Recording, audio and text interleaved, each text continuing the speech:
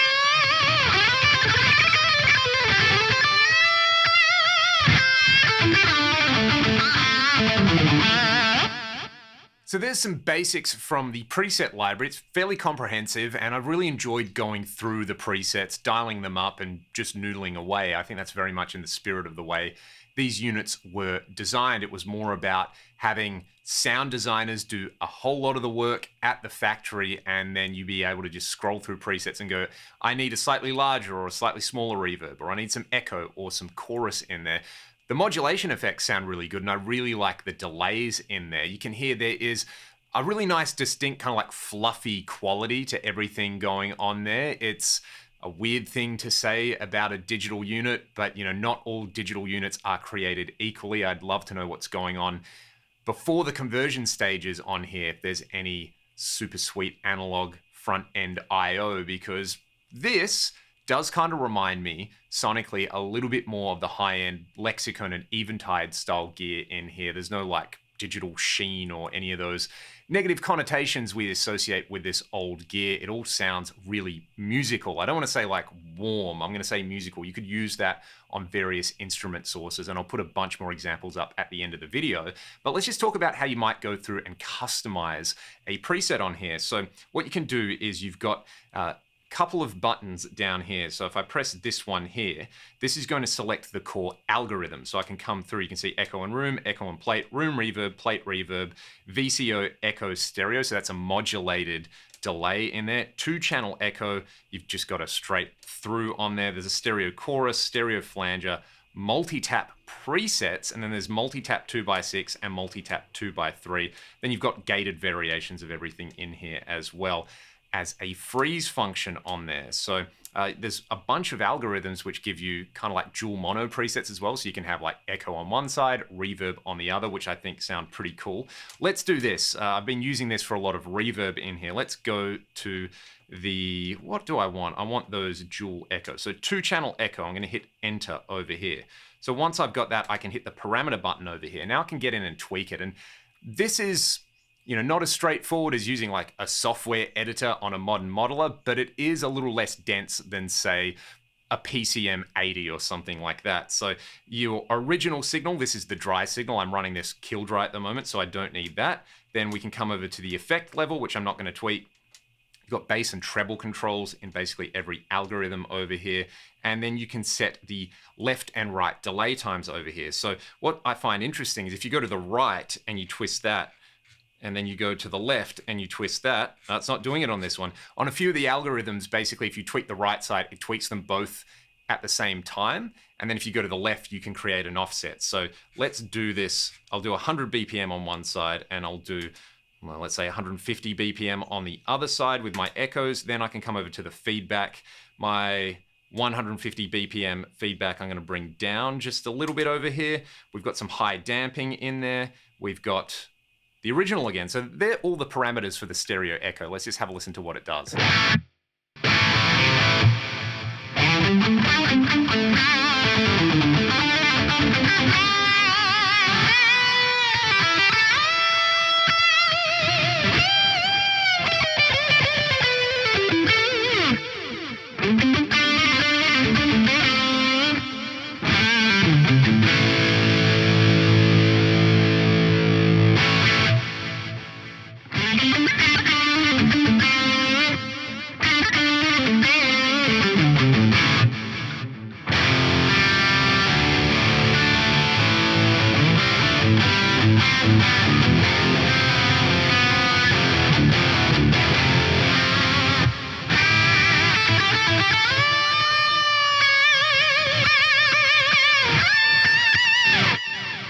Here's another example. This is the VCO echo stereo. So it's basically a modulated stereo echo. If I select that one and come over to the parameters, I can set the core echo time.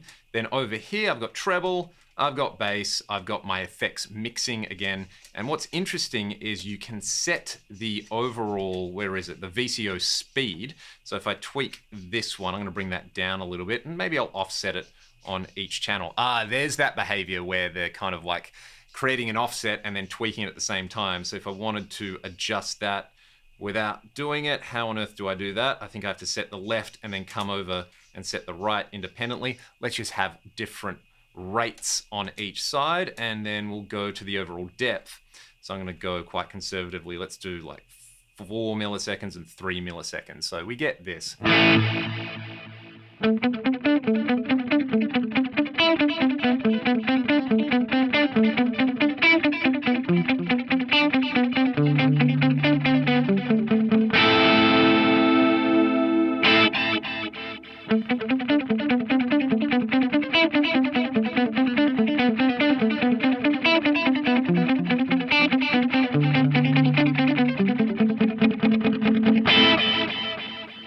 That's a pretty lush stereo echo over there. I do like as well with the delay feedback, you can have positive or negative feedback over here. I see how this works now. So check this out. I can select just the left, it's flashing. And if I go over one, I can adjust both at the same time, and then I can just adjust this one. The things you learn when you're making videos. So let's take that one, say, down to -50. So the phase is flipped between them. We get this.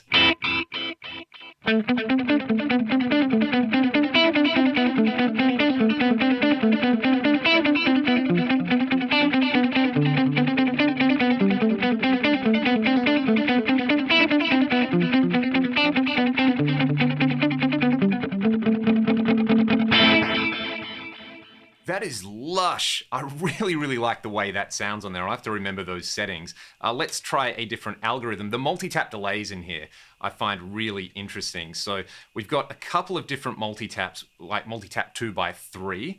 Let's play around with this one. So we've got our feedbacks set up. Now we can play around with our delay times over here. So with the multitap echo, we can come through here and we can set our left delay, our right delay, and our second left and right delay, and then our third left and right delay over here. So let's have some fun with this one. What can I do with this? Let's go for the longest possible delay time over here. 900 milliseconds is the max for the multitap. And then over here, maybe let's do a nice little geometric ratio. We'll go 600. We'll come over to our second one here. Maybe let's do 450 or something like that. You can see a pattern developing here. This is totally not random. Over here, 417, you know what? I can live with that. 300, and let's maybe bump this one up to about 260. This is the multitap 2x3. There's a 2x6 as well.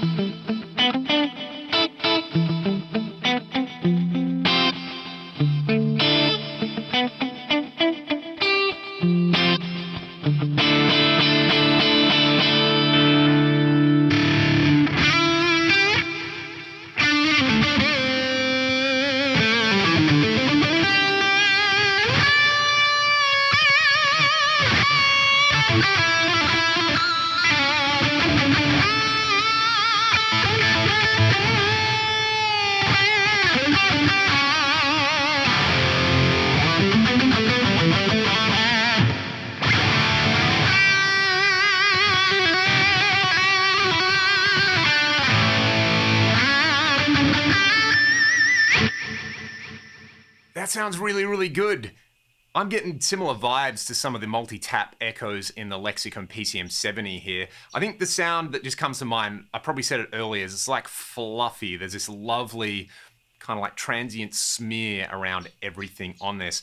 The multi-tap is awesome. Let's try one of the multi-tap pattern presets over here. So we'll hit that one. This one's kind of interesting because unlike the multitap 2x3 or 2x6, you don't really plug in distinct delay times over here.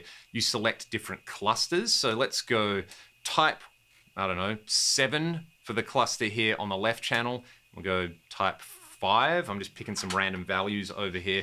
I can come through and further tweak, so I can kind of set the left and right times. Let's sync them. And then I'll maybe just offset the left a little bit over here. So something like that. This gives us a really, really cool stereo effect. This does remind me of the old Roland DEP5. There's a few non-linear modes in there that do this kind of thing.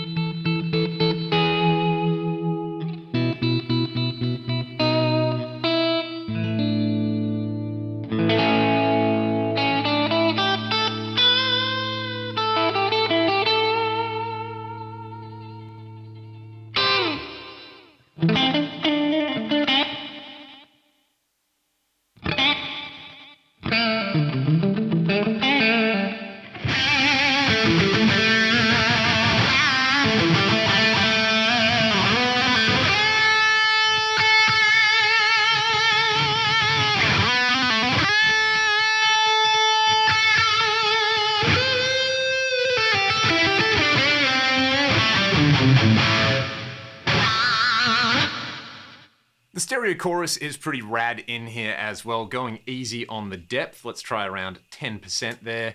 The modulation speed, I'll set to about 15%, and I'll take any feedback out of it. Gives you a pretty cool greasy stereo chorus, as you might expect. Let's hear it without and with. I should have mentioned earlier as well, you notice this unit is a little bit noisy, but I think that almost kind of adds to the character. Check it out.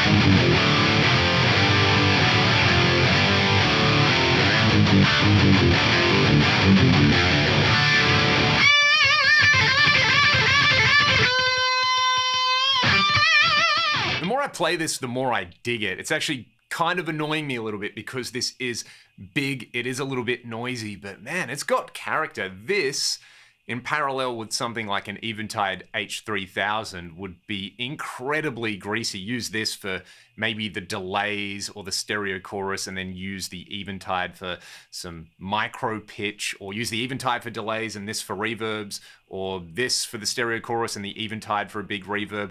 I really need to try that, and I will make a video about it. Let's just take a look at what parameters you get in the reverb. This is a plate reverb at the moment. You can set the overall decay. You've got low and high damping in here. You've got reflection volume, which is pretty interesting. We should have a listen to what that does in a second. And then you can set the reflection cluster, so you can kind of have different, I guess, core underlying algorithms in there that are then like mutated, say, into the plate. So it says medium room here. Pre-delay, of course, we've got reflection reverb delay. I think this is going to create like an extra echo. So let's just hear this as is. I'll turn the overall effect down, and then we'll see if this gives us a bit of a delay.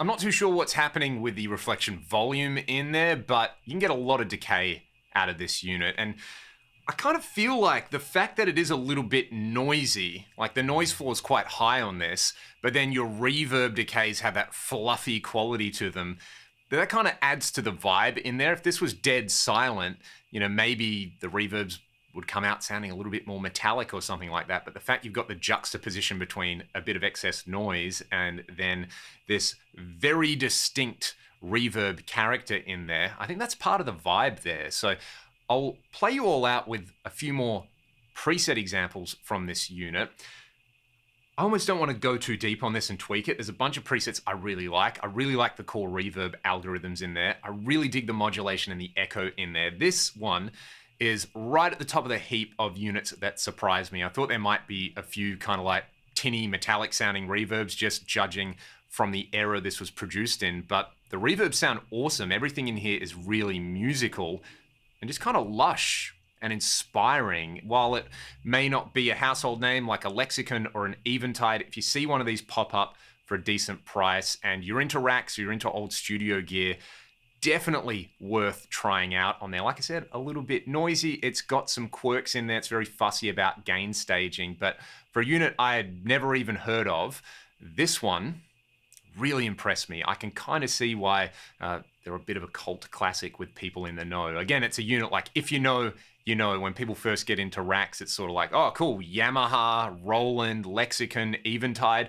What else is there? And, you know, the last couple of years, I feel like we found some real gems. Not that we found them, it's just I've had the chance to play with some real gems that I personally hadn't heard of, and probably your average guitar player who's grown up post 1992 may not have heard of. This is an awesome unit. I'd love to know your thoughts in the comments section below. Send Brian some love for sending this one out to me, and I'll try and do some more clips in the not too distant future, maybe running this with, say, the 2290 and the Eventide. I'm going to go out on a limb and say it kind of belongs in that category just of like late 80s. You know, it's got the right mix of being really lush and smooth and fluffy, but still having a little bit of that old school, slightly lo-fi character in there. I dig it. Let me know your thoughts in the comments, and here are some more tones with the Dynacord DRP 20X. Cheers.